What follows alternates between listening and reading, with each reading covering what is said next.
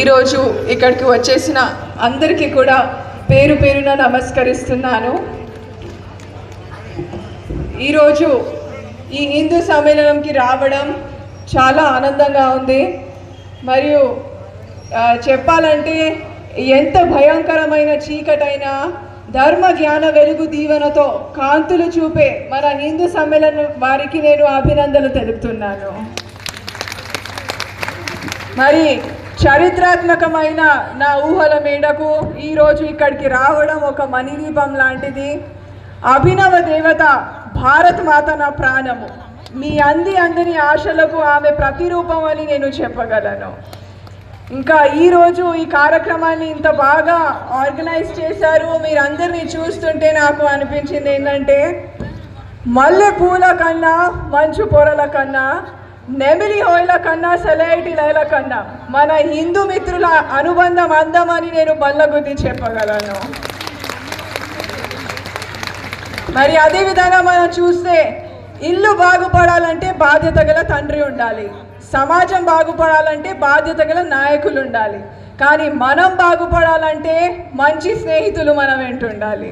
మరి అటువంటి స్నేహితులను ప్రదానం చేస్తున్న ఈ హిందూ సమ్మేళనాన్ని మీరు ఎల్లప్పుడూ మర్చిపోవద్దు అని నేను మీ అందరితో కోరుకుంటున్నాను.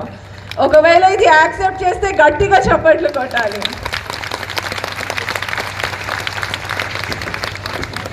మరి హిందూ సమ్మేళనం యొక్క ప్రధాన లక్ష్యం సంస్కారాలు, ఐక్యత, సమయానికి సంభాషణ, కుటుంబ ఏకత్వం మరియు భారతీయ జీవన విలువలను కాపాడుకోవడం.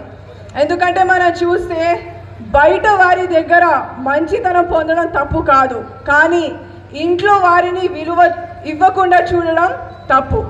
ఎందుకంటే కష్టకాలంలో మనకు ఆర్థిక సమస్యలు, సామాజిక సమస్యలు మరియు ఆరోగ్య సమస్యలు వచ్చినప్పుడు మనకు బలమైన ఆధారంగా మన ఇంట్లో వారే ఉంటారు.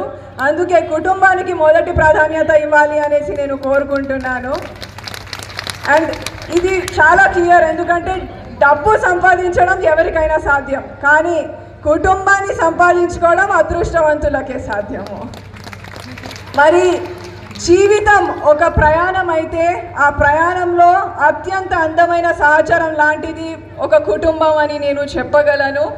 ఇంకా మనందరం తెలుసుకోవాల్సిన విషయం ఏమిటంటే, ఒత్తిడి లేని జీవితం లేదు, కష్టం లేని విజయం లేదు, ఇష్టం లేని అంటే నష్టం లేని వ్యాపారం లేదు, ఇష్టం లేని ప్రయాణం లేదు, మరియు ఒత్తిడి లేని వ్యవసాయం లేదు.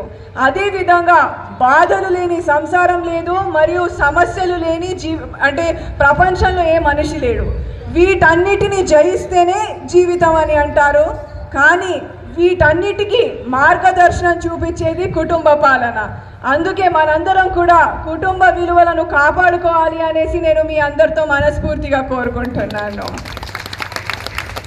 నేను చెప్పే మాటలు ఒకవేళ మీరు యాక్సెప్ట్ చేస్తే మీ నుంచి కూడా నాకు అంత రెస్పాన్స్ కావాలి, గట్టిగా చెప్పండి. అయితే ఫస్ట్ పాయింట్ మనం తెలుసుకున్నాము, హిందూ సమ్మేళనం దేని గురించి మాట్లాడుతుంది, అదే ఏంటంటే ఫ్యామిలీని మనము, కుటుంబ పాలనను మనం కాపాడుకోవాలి అనేసి.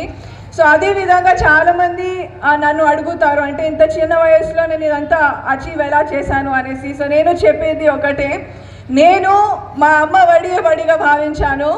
మా అమ్మ నేర్పించింది ఒకటే, ఇష్టం లేని చదువు కష్టం, చదువు లేని బ్రతుకు నష్టం. అందుకే మా అమ్మ పలుకులను నేను రెక్కులుగా మార్చుకున్నాను. అందుకే పాకిస్తాన్లో మన జెండని రెపరెపలాడింది.